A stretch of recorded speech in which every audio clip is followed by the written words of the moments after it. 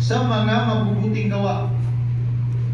Isinabatas ni Allah para sa umma na ito ang pagkakatipon sa mga tiyak at takdang oras, kabilang na dito ang 5 pagdarasal. Pagdarasal ng Jumu'ah, pagdarasal ng 2 Eid, pagdarasal ng eclipse, at ang pinakadakila sa mga pagkakatipong ito at ang pinakamahalaga ay ang pagkakatipon sa Arafah, na nagpapahiwatig sa pagkakaisa ng Islamikong umma sa mga paniniwala, pagsamba, at mga seremonya ng relihiyon nito.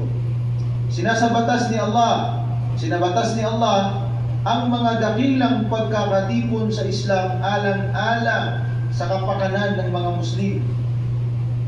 So narito ang palagiang pakikipag-ugnayan nila sa bawat isa at pagkakaalaman sa kalagayan ng bawat isa, at iba pa na mahalagang Islamikong kalipunan na binubuo ng iba't ibang mga bansa at lahi, kagaya ng sinabi ni Allah subhanahu wa ta'ala sa Quran, Ya ayuhan nasu inna khalaqnakum min dhakarin wa untha wa ja'alnakum syu'uban wa qaba'ila lita'arafu inna akramakum 'indallahi atqakum innallaha 'alaykum khabir. Sinabi ni Allah subhanahu wa ta'ala, kayo usang katauhan, katiyakan na nilikha namin kayo mula sa lalaki at sa babae, wa ja'alnakum, at ginawa namin kayo na syu'ubaw, nasyon, kabail, tribo, lita'arafu, para kayo ay magkaroon ng pagkakilanlan.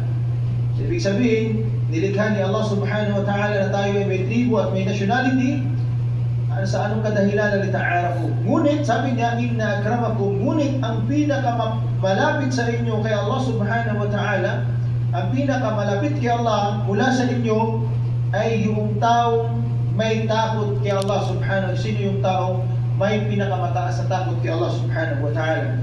Inna Allah alimun khabir. Katiyakan na si Allah subhanahu wa ta'ala ang higit na nakakaalam sa lahat ng mga bagay. Siya ang pinakamalaki. Siya ang higit na nakakaalam sa lahat, khabir, lahat ng mga nangyayari.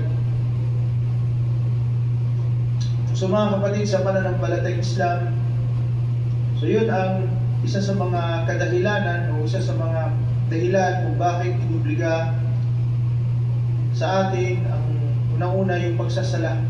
Kung bakit kailangan magkaisa, unang-una sa sala. Anong dahilan? Pinapakita natin yung pagkakaisa, no? Isa sa mga dahilan bakit ay nagsasala na kasama ang jama'a, unang-una, utos ito ni Allah subhanahu wa ta'ala sa atin. Pangalawa, upang makita yung pagkakaisa ng mga kamusliman, no? Kalipunan ng mga Muslim. Kaya mayroong tinatawag na congregation prayer. At ganoon din, mayroon ding pagsasala ng Jumu'ah, no? Pagsasala ng Jumu'ah. Ito yung Salatul Jumu'ah. Na ito ay kabilang sa mga turo sa atin ng Islam, na kung saan unang-una ay obligado sa atin, inubliga ni Allah. At pangalawa, ito ay para magkaisa ang mga Muslim. At kasunod ng mga kadahilanan, bakit inubliga sa atin ang magsala na kasama ang jama'a, ano mga wisdom para malaman natin ang kalagayan ng bawat isa. Nagkukumustahan tayo, tinitingnan natin kung nakapagsala pa si brother. Kaya sa panahon ng mga sahaba ridwanullahi alaihim, sa panahon ng Propeta Muhammad sallallahu alaihi wasallam, pag mayroon silang makita na tatlong beses na hindi nakapagsala sa masjid kasama ang jama'a, ay hahanapin nila ito at tatanong na anong nangyari kay brother. So ito yung ginagawa nila sa panahon nila. Okay? So, kasi kaya nga sabi ni Propeta Muhammad sallallahu alaihi wasallam, sabi niya, la yu'minu ahadakum hatta yuhibba li akhihi ma yuhibbu li nafsihi. Hindi tunay na hindi ganap ang pananampalataya sa isa man sa inyo kung hindi niya ginugusto sa kanyang kapatid na Muslim kung anong gusto niya sa sarili niya. So walang ibang gusto ang mga sahaba ridwanullahi alaihim at ang Propeta Muhammad sallallahu alaihi wasallam di madalang pumasok sa paraiso. Kaya kapag meron silang nakita na hindi nakapunta sa masjid, hindi nakapagsala, ay kinukumusta at pinibisita nila ito. Baka nagkaroon ng problema, may sakit, dinadalaw nila ito. No? Kinukumusta nila. So, yun ang turo sa atin ng Islam na kung saan ganun din ang ating gagawin. No? Unang-una, magsala tayo kasama ang jama'a, liban na lang sa mga kadahilan at mababanggit natin mamaya. Kung kailan hindi na obligado magsala sa iyo magsala ka ng kasama ang jama'a at ang salatul juma'a. No, kasi ang salatul jama'a at saka salatul juma'a halos magkaparehas lang sila ng dahilan na hindi ka na magkakasala kung hindi ka magsala dun sa masjid na yun o sa masjid na kasama ang grupo. So, ang tanong dito, Ustad, kailangan ba sa masjid talaga kung jama'a? Hindi naman siya kinakailangan, bro. So, kung jama'a kayo, higit sa 3, okay? May imam at may makmum 2, matatawag na jama'a yun. Higit sa 2, no? Sa sala. Okay? So, hindi naman kinakailangan na sa masjid. Pero, kung malapit na masyadong masjid at may oras pa naman, walang problema. No? Pero kung may mga kadahilanan, baga, like for example, talagang sobrang init, okay, jama'a naman kayo, magsala ka dyan sa, example, may lugar na mapagsalahan. Okay? So yun mga kapatid sa pananampalatayang Islam. Pero, kung ikaw ay nasa isang lugar, namukim ka dyan at kasama ka sa jama'a sa masjid, kailangan mo magsala talaga dun sa jama'a na yun. Kasi bakit? Para hindi ka mapabilang sa mufarikul jama'a, sa mga humihiwalay sa jama'a. Like for example, kasama ka sa isang lugar, dyan yung community ninyo. Like for example, Jumeirah. Okay? Jumeiraville. Kasama ka na sa jama'a. Okay. May isang masjid. Ngayon, marami kasi isang bahay. Pwede ba kayo magsala dito, Ustad? Hindi pwede. Kasi bakit? Kayo ay nasasama dun sa isang jama'a. Isang jama'a kayo dun sa masjid na yun. Okay, liban na lang sa mga kadahilanan na kung hindi ka makapagsala dun sa masjid, kasama ang jama'a, kasama ang isang grupo ninyo, ay hindi kayo magkakasala at makuha kayo ng reward na kumpletong reward. No? So yun mga kapatid sa pananampalatayang Islam. Okay. Sinabi ng Propeta Muhammad sallallahu alaihi wasallam, salatul jama'a afdal min salatil fard. Yani fard bi 27 daraja. Ang pagsasala, hinihikayat tayo ng Propeta Muhammad sallallahu alaihi wasallam sapagkat tingnan ninyo, ang pagsasala ng jama'a, hindi kaya magsala ng jama'a kasama ang grupo. Bakit? Ang pagsasalaan niya, sabi ni Propeta Muhammad sallallahu alaihi wasallam, kasama ang grupo ay mas mainam nito kaysa nagsasala ka ng isa, mag-isa ka. Fard. Pag sinabing fard, ang kanyang kahalintulad na word ay fard, ibig sabihin mag-isa. Kaya isa sa mga dua ni Ibrahim a.s. Rabbi la tadarni farda wa anta khairul warithin. No? So fard, ibig sabihin, huwag mo akong gawin isa lang. Bigyan mo ako ng anak. So biniyaan sa Allah subhanahu wa ta'ala ng anak. At yan ay dua para sa atin na wala pang mga anak at gusto mo dagdag ng anak. So yung mga kapatid ng asawa, hindi ka na pwede brother Yahya, apat na sa iyo. Sobra na. Yan mga kapatid. So, ngayon, ang kahigitan niya, ang mas mainam siya na kasi 27 yung kasama ang grupo at yung ikaw lang isa nagsala is isa lang yung reward mo. Isa lang yung reward mo. Okay. Bakit sinasabi natin ang pagsasala kasama ang grupo o congregation na sala sa lahat ng obligadong sala, kaya bakit kailangan obligado magsala kasama ang jama'a? Dahil sa panahon ng Propeta Muhammad sallallahu alaihi wasallam, yung mga tao nagsasala sa mga bahay, mga lalaki, mga kalalakihan, ay nagutos si Propeta Muhammad sallallahu alaihi wasallam, sabi niya, gumawa kayo ng apoy at sunugin ninyo. Sinunog ba talaga? Hindi.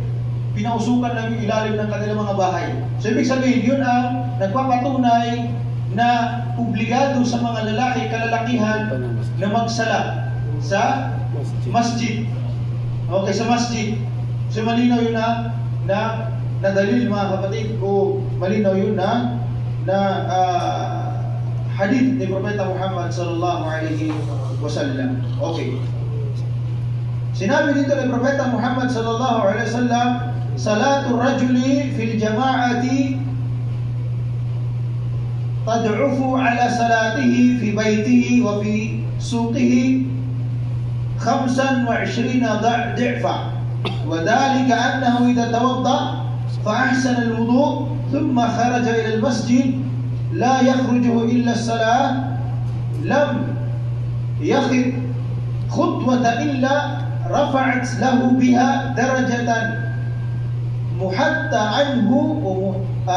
عنه بها خطيئة فإذا سلى لم تزل الملائكة تصلي عليه ما دام في مصلاه. So mga kapatid, sa pananampalatayang Islam, ang pagsasalaan niya ng isang lalaki na kasama ang grupo ay mas dudublihin ni Allah subhanahu wa ta'ala ang kanyang gantimpala mula sa kanyang pagsasala sa kanyang bahay na siyang mag-isa. Okay? At sa palengke o sa kung saan man siya, sa kanyang minamaniho, sa kanyang samang lugar. Okay? 25 times. ضعفا. Sa ibang hadith 27. Wadhalika annahu idha tawadda, at kapag siya ay magwudu at pinabuti niya kanyang pagwudu at pagkatapos ay lumabas siya papuntang masjid, la yakhruju illa salah, wala siyang ibang hangarin sa paglabas niya mula sa kanyang bahay papuntang masjid kundi magsala kasama ang jamaah. Lam yakhit, lahat ng kanyang hakbang, okay? Ito yung dahilan na tataas, bawat hakbang niya tumataas ang kanyang rafa'at biha daraja, tumataas ang kanyang level kay Allah subhanahu wa ta'ala. Bawat hakbang tumataas yung level mo doon kay Allah subhanahu wa ta'ala. At pagkatapos, bawat hakbang mo ay kapatawaran sa iyong mga kasalanan. Lahok pa. Hindi pa kasama ang sala, kapatid, ha? Naglalakad ka pala papuntang masjid. فَإِذَا سَلَّى لَمْ تَزِلْ الْمَلَائِكَةِ فَإِذَا سَلَّى, kapag ang tayo nagsasala, mananatili ang mga anghel na tusalli alayhi. Ibig sabihin, mananalangin ng bless. Humingi kay Allah na naway i-bless mo itong tao na ito na nagsasala.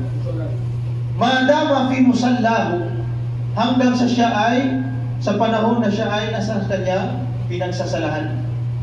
Subhanallah. Hanggang siya ay nagsasala, hanggang sa siya ay matapos, hanggang sa siya ay lumabas sa kanyang pinagsasalahan. Allahu Akbar. No? So yun mga kapatid sa pananampalatayang Islam. So yan ang mana ng hadith. Ang dasal ng lalaki sa congregation papag-ibayuhin ng 25 ibayo kaysa sa dasal niya sa bahay niya at sa pamilihan niya. At ito ay kapag nagwudu siya at pinagbuti ang wudu, pagkatapos ay lalabas patungo sa masjid na hindi siya lumalabas maliban lamang sa dasal. Ang bawat hakbang na ihahakbang niya ay mag-aangat para sa kanya ng antas at magbubura ito sa kanya ng kasalanan. At kapag magdasal siya, ay mananatili ang mga anghel na nagdadasal para sa kanya habang siya ay nasa dasalan. So yung mga kapatid sa pananampalatayang Islam. Pangalawang kahalagahan ng pagsasala kasama ang jamaah, congregation. Pero makikita ng kahalaga ng pag-uwi sa bahay. Yeah.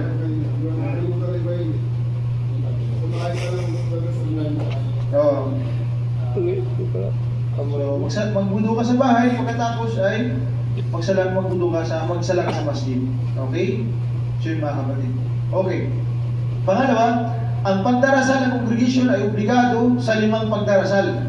Nasasaad sa Quran at Sunnah ng pagka-obligado nito. Mula sa Quran, sinabi ni Allah subhanahu wa ta'ala, wa idha kunta fihim faqimta lahumus salat faltaqim ta'ifatan minhum ma'ak. No?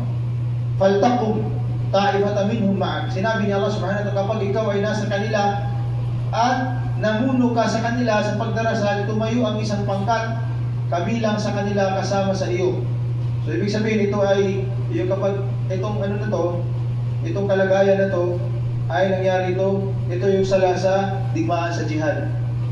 Jihad na yung isang jamaah, isang grupo ay magbabantay.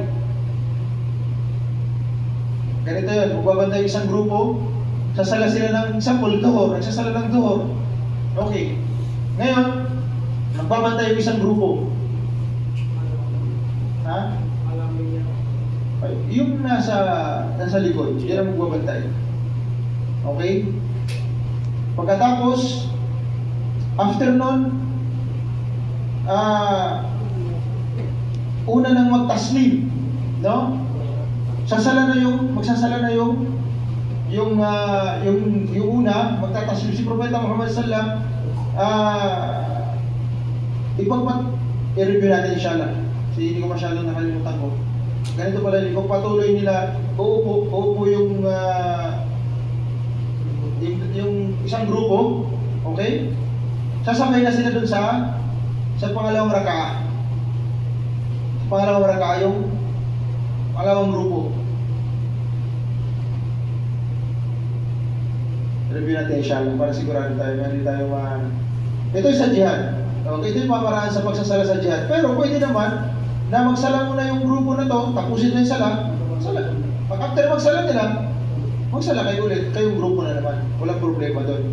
No? Pero meron talagang ibang pamaraan sa pagsasala ng jihad, ibang pamaraan yun. Dahil ang imam, hindi mo na siya magtataslim. Aantayin niya yung ibang grupo na matapos bago siya mag-taslim. Imam pa rin ang Propeta Muhammad sallallahu. Okay. So ngayon, ang utos sa talata ay nagpapahiwatig na obligado at ito ay sa larangan ng labanan, lalo-lalo na sa panahon ng kapayapaan. So, ang hadith na ito, ang masyhur, dahil pinag-usapan natin, kahalagahan ng pagsasala ng kasama ang jamaah. Ang syahid dito, ang tinutukoy dito, ay kahit nasa digmaan, obligado yung pagsala ng kasama yung grupo. Paano pa kaya pag walang digmaan? Diba? Mas obligado. Okay? So yung mga kapatid. So kala Rasulullah sallallahu alaihi wasallam, أثقل الصلاة على المنافقين صلاة العشاء وصلاة الفجر ولو يعلمون ما فيهما لأتوهما ولو حبوا ولقد هممت أن آمر بصلاة فتقام ثم آمرت رجلا يصلي بالناس ثم أنطلق معي برجال معهم حزب من حطب إلى قوم لا يشهدون الصلاة فأحرقوا عليهم بيوتهم بالنار. So sinabi ng Propeta Muhammad sallallahu alaihi wasallam, athqal salat, ang pinakamabigat na sala sa mga munafiqin, sa mga taong hipokrito, sa mga tao, nagpapakitang tao, ay ang salat isya, ang huling sala sa gabi, at ang sala sa madaling araw. At kung kanilang nalalaman lamang kung ano ang napapaloob dito, nagantimpala, ay tunay na sila pupunta sa mga sala na ito kasama ang jamaah na kahit pa sila ay nakagabang. Kung alam lamang nila kung ano ang kahalagahan ng pagsasala na kasama ang grupo, tunay na sila ay pupunta doon kahit pa sila ay nakagabang. Allahu Akbar. Kahit sila ay gumapang. Okay? So, walang kadhamamto. So, sinabi dito ni Propeta Muhammad sallam, ako ay nag-intensyon na inutusan ko ang isang lalaki na siya magsala kasama ang mga tao, kasama ang isang grupo, at ako ay lumabas kasama ang ibang grupo at dala-dala nila yung parang sulok. Ha? Sulok. Sa amin sa Bisaya, sulok din eh. Sulok. Sa amin walang sulok. Sulok din sa Sulok din sa Bisaya. Yung sa niyog, tinalian ko, tapos Sulok. may ako yung sinindahan ng niyog, yung dahon ng niyog, sulok tawag namin sa atin eh. Sulok sa Tagalog. So yun. Sulok din sa Bisaya. Ngayon ang Sulok. ginawa nila, Sulok. Pareho lang, Ustaz. so para silang sulok. Para sa Tapos, dinala nila at baga, talaga, hindi talaga sinunog, inano lang. Baka susunugin pag hindi ka lalabas. Pero hindi sinunog, pag hindi ka lalabas, sunugin. Di ba? parang ganun ang ginawa ng mga sahabat Sinusukan. ng Propeta Muhammad SAW. So ibig sabihin, nagpapahiwatig ito na kung gaano Obligado. kabigat ang pagsasala kasama ang mga Jamaah. ng grupo. Ibig sabihin, ito ay para lang sa mga kalalakihan. Sa mga kababaihan, mas mainam na sila ay magsala sa kanilang kwarto, sa bahay nila. Okay? Pinahintulutan sila magsala sa masjid, pinahintulutan. Kaya sinabi niya Allah, wag pigilan ang mga babaeng magsasala sa masjid, wag pigilan. Haram sa atin na pigilan sila, pero may kondisyon. Kailangan maiwasan ang fitna. Maiwasan ang fitna. Makakaakit o yung mga tabarruj, yung suot na nakakaakit na sa ating mga kalalakihan. So yung mga kapatid, kaya pinakamainam na sala ay sa masjid mga kapatid, sa pananampalataya, ay sa bahay mga kapatid, sa pananampalataya. Okay? So, kabilang din sa mga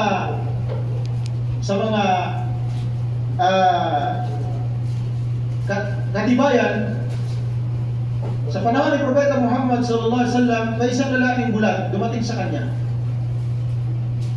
Sabi niya, usugo ni Allah, obligado mo ba sa akin magsala kasama ang jamaah? Na naman, ako naman ay bulag. Bulag ha?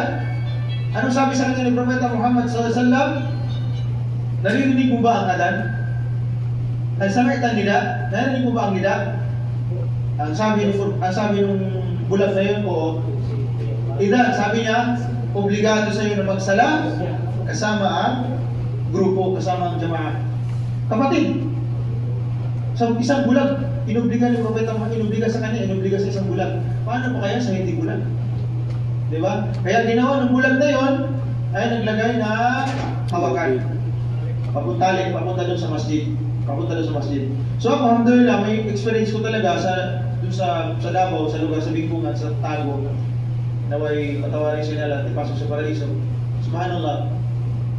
Nung hindi pa siya nabulag, talagang suwail siya. Pero sa lahi nila, nabubulag talaga. Pag dumating na yung mga 40-50 ganyan, nabubulag na sila. So nabulag siya na, naging okay yung pagkabulag niya. Kasi bakit? Bumalik siya dun sa pagsasala. No? So ngayon, ang kwento niya, noong una daw, nalalaglag pa siya dun kasi may mga kanal eh. Kahit may hawakan, nalalaglag pa siya dun nung umpisa. Mga isang buwan, 2 buwan, hanggang isang taon nalalaglag siya dun sa kanal kasi walang, paminsan-minsan, gabi, ulan na nga eh, gabi palagi yun eh. Paminsan-minsan, walang maghahatid sa kanya, kaya nalalaglag siya dun sa kanal. Pero hindi siya, pinagpatuloy hanggang, wala siyang tungkol, walang hawakan. Nung una daw, meron, pero parang, siyempre, bulag eh. Hanggang sa ilang taon, talo ka pa niya eh. Mailaw siya, wala. Pag naglalakad siya dun, kahit yung maliit na daanan, memoryado na niya eh. Iwawala ka pa niya. Pumunta ka masjid bro, lahat sa kanya madilig, no? Pero subhanallah, hindi nawawala sa sala. First up, subhanallah. So, kaya ito, narinig niyo yung hadith na to. Ito yung katulad nung lalaki ngayon, no? Nangyari sa panahon ni Propeta Muhammad. So, sa bulag na, inubliga sa kanya magsala. Paano pa kaya sa hindi bulag? Inubliga magsala kasama ang grupo, ang jamaah. No? Basta sabi niya, sabi ni Propeta Muhammad SAW, kung narinig mo yung nida, narinig mo yung adan, pumunta ka. Diba? Ngayon sa atin, example, sa Pilipinas, di ba, malakas ang speaker, sobrang layo mo, narinig mo pa yung adan, anong gagawin mo? Pag dumating ka doon, late na, wala. Di ba? Ang gagawin mo, una bro, maghanap ka ng lugar, ang masjid. Pangalawa, magsala ka na lang siya diba sa bahay. Kung may kasama ka, magsala kayo. Pero pinakagagawin mo, ikaw na Muslim, balik Islam, walang Muslim sa lugar mo, walang masjid, pumunta ka sa lugar, mag-migrate ka sa lugar na may masjid. Punta ka doon, kumuha ka ng bahay doon. So yun ang pinakagagandaan doon. So alhamdulillah. Ustad, yung adan is dati, wala namang mic eh. Normal. Yung adan dati, walang mic eh. Normal lang. So medyo malapit na yung range. Malapit na yung range. Ngayon, nalalaki, 1 kilometro, ready po yun. Oo. Sa amin ka sa Davao bro, kung nag-adan, wala sa madaling araw, wala masyadong may ano mo, marinig mo talaga buong, kahit malayo ka, narinig mo yung adan. Sa kilometro, hindi ko Oo, trompa lalaki. Kahit trompa. So, alhamdulillah. So, siguro hanggang dito na lang. Sallallahu alaihi wa sallam. Allahu ta'ala alam. Assalamualaikum. Subhanallah. Alhamdulillah. Nasyhadu an la ilaha illa anta wa nastaghfiruka wa natubu ilaik. Assalamualaikum warahmatullahi wabarakatuh.